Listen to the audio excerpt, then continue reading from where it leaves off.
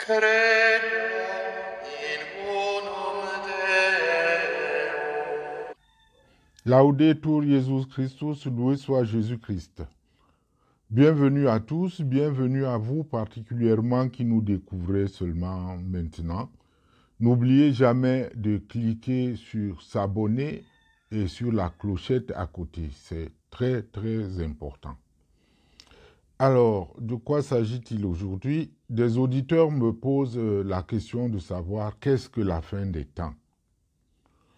Elle a été 1000 fois annoncée par des visionnaires, des voyants et des médiums, mais jamais réalisée. C'est quoi la fin des temps? Pour rendre mon témoignage plus ouvert et plus interactif, j'ai préféré répondre dans le cadre d'un podcast parce que lui, il peut susciter des développements ultérieurs. Si vous avez des réactions, si vous avez de nouvelles questions, des ouvertures, pourquoi pas des exposés plus solides. Dans un premier temps, j'avais pensé qu'il s'agissait d'une affaire trop dogmatique et qu'il suffisait pour chacun de se référer au catéchisme de l'Église catholique pour en avoir le cœur net. Parce que nous autres, ce que nous proposons relève de l'évangélisation publique. Mais après un temps de prière et de conseil, j'ai décidé de partager ma compréhension du sujet. La question sur la fin des temps me semble très vaste et il est difficile de d'en résumer la réponse en quelques minutes. Et pourtant, c'est ce qu'il faut faire dans le cadre d'un format comme celui de ce podcast. Mais je dois préciser quand même qu'il ne s'agit pas d'un exposé dogmatique. Je ne voudrais pas attirer les foudres de ceux dont c'est le métier.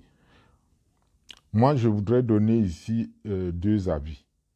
Un avis d'ancien scientifique que je suis, puis un avis de chrétien catholique. D'abord, comme scientifique, il est connu de tous que ce qui a un début a une fin. Puisque l'espace et le temps ont un début, ils auront une fin. L'on ne sait pas comment ils ont commencé, l'on ne saurait savoir comment ils vont finir. Mais nous avons une aide apportée ces derniers temps, depuis 2 ans par là, nous avons une aide extraordinaire apportée par les caméras James Webb. Si vous n'avez pas encore entendu parler, essayez une recherche dans YouTube, vous tapez juste James Webb, vous allez tomber sur des images formidables qui seront très bien commentées. Ces caméras nous rendent compte de quelque chose de spectaculaire, à savoir quel était l'état des choses avant notre monde. Et l'on voit que ces choses semblent très, très différentes de ce que l'on imaginait de la genèse des temps et des espaces avant la formation de notre minuscule planète Terre. Une autre considération est que notre monde se situe dans un cosmos dont on apprend encore la configuration et les règles. Un accident cosmique peut détruire notre petite planète sans que nous ayons même le temps de nous en rendre compte. C'est une possibilité objective de fin de notre monde, avec donc son espace et son temps. Une autre éventualité naît des capacités de prédation et de destruction dont dispose désormais l'être humain. Que ce soit par des armes nucléaires, des armes biologiques, en tout cas toutes armes de destruction massive, que ce soit par le dérèglement climatique ou autre chose du genre, notre fin collective peut arriver à tout moment. Bon, il y a d'autres cas d'école possibles.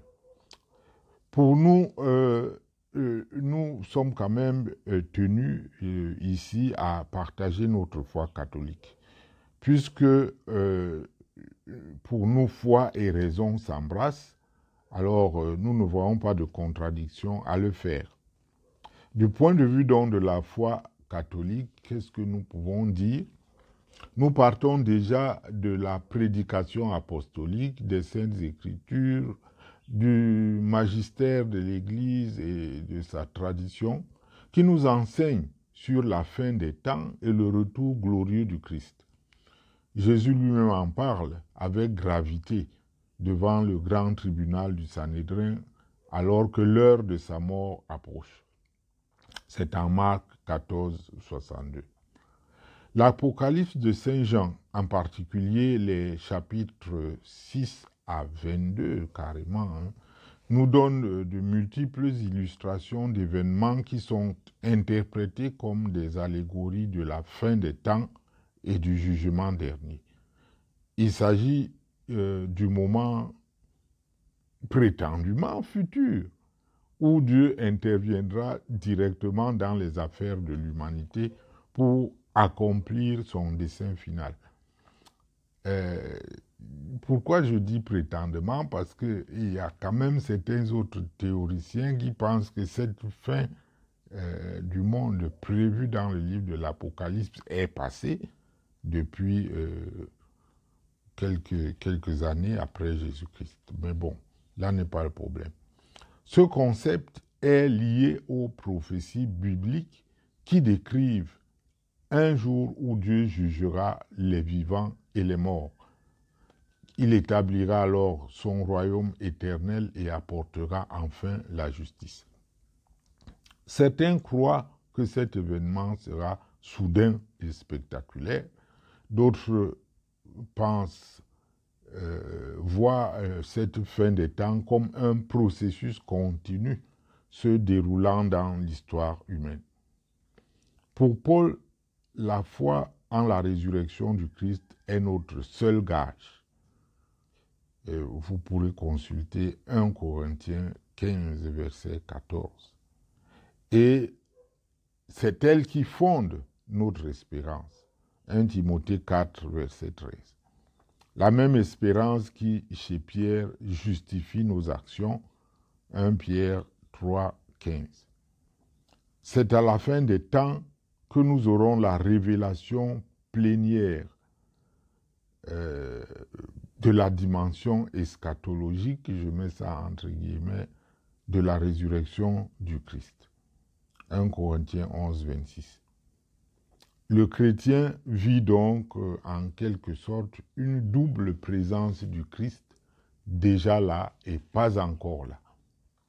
Jésus annonce sa venue, la venue du juge des derniers temps. Là, je vais citer. Vous allez voir le Fils de l'homme venant avec les nuées du ciel pour le jugement dernier. C'est une venue glorieuse. Notre prière même de Maranatha crie notre impatience par rapport à cette fin victorieuse. Ce que nous souhaitons anticiper, nous tirons en réalité par notre prière, nous tirons sur le temps pour justement que le Seigneur se hâte de nous tirer nous aussi de cette vallée de l'ombre. En attendant ce jour dont nul ne peut présager, comme le dit le Seigneur lui-même en Matthieu 24, 36, l'Église nous enseigne que notre mort ouvre à un jugement particulier, un jugement individuel, au bout duquel nos âmes sont appelées à entrer dans la béatitude du Christ. En attendant la résurrection de la chair que nous proclamons tous les jours dans le credo. Par les témoignages de la vie des saints, des grands mystiques, par les messages lors des apparitions et d'autres signes du ciel, nous sommes confirmés de siècle en siècle dans cette foi et nous attendons que Jésus revienne. Et il revient bientôt. Le bientôt là, c'est quand? personne ne peut savoir. Parce que, rappelons-nous, 1000 ans pour nous, c'est un jour pour Dieu. Donc, le contraire de cette position où nous sommes confirmés dans notre foi en l'attente que Jésus revienne, c'est la position où nous disons que après c'est le vide, qu'il n'y a rien. Ou alors carrément qu'on s'en fout. Quelqu'un disait celui qui s'en fout est fou. Mais en tout cas, c'est nous qui serions fous s'il s'avère que Jésus n'était pas ressuscité. Et donc, ceux qui auront opté pour le mal, eh bien, leurs âmes tomberont dans la damnation éternelle. Alors que ceux qui auront opté pour le bien s'enjailleront dans la béatitude christique. La dernière voyante de Fatima, sœur Lucie, nous l'a bien redit, parce que dans les dernières apparitions, la Sainte Vierge lui a montré beaucoup de choses qui correspondent vraiment à une vision un peu plus apocalyptique. Et là, elle a précisé qu'elle voyait bien les âmes des pécheurs tomber en enfer comme la neige en hiver. Alors, à chacun de choisir.